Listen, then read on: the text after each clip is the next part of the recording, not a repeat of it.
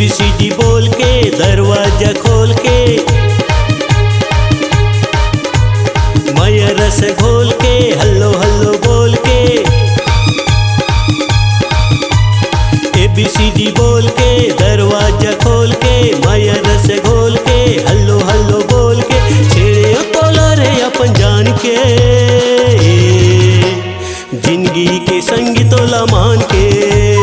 कर ले भरोसा अपन जान के, जिंदगी के संगी तोला मान के। कर ले भरोसा अपन जान के। ABCD बोल के दरवाजा खोल के, माया रस घोल के, हल्लो हल्लो बोल के। छेड़े तोला रे अपन जान के, जिंदगी के संगी तोला मान के। कर ले भरोसा अपन जान के, जिंदगी के संगी तोला मान के। कर ले भरोसा अपन जान के।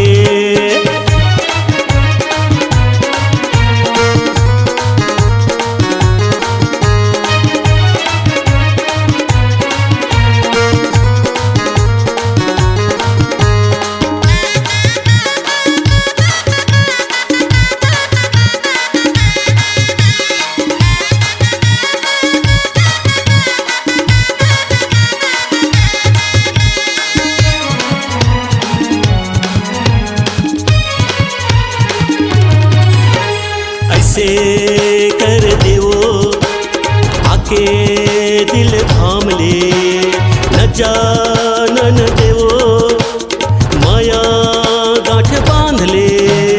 ऐसे कर देवो आके दिल थाम ले, न जानन देवो माया गांठ बांध ले।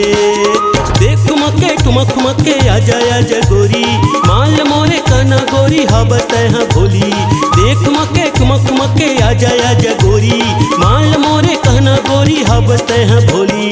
ABCD बोल के दरवाजा खोल के, माया रस घोल के, हल्लो हल्लो बोल के। छेड़े तोला रे अपन जान के,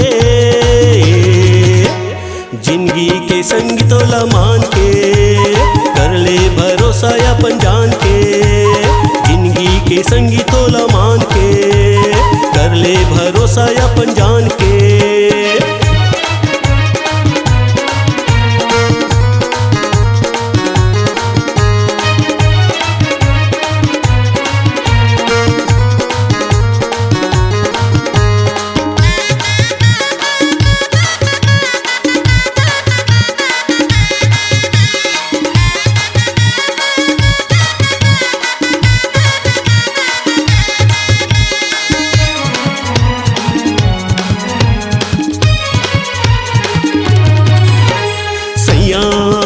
तोरे आवो तैहा गोरी मान ले, भैया हो गे हवो जिंदगी तैहा मान ले।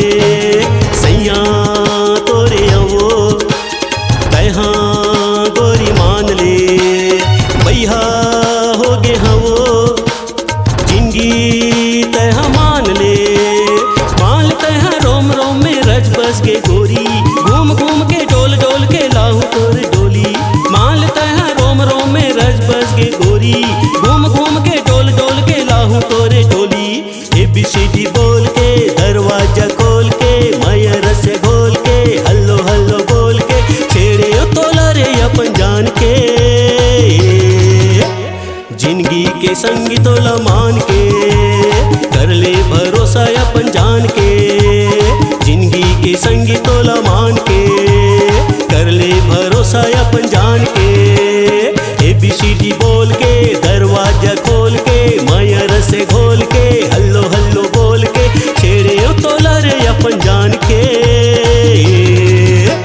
जिंदगी के संगी तोला मान के। कर ले भरोसा अपन जान के, जिंदगी के संगी तोला मान के।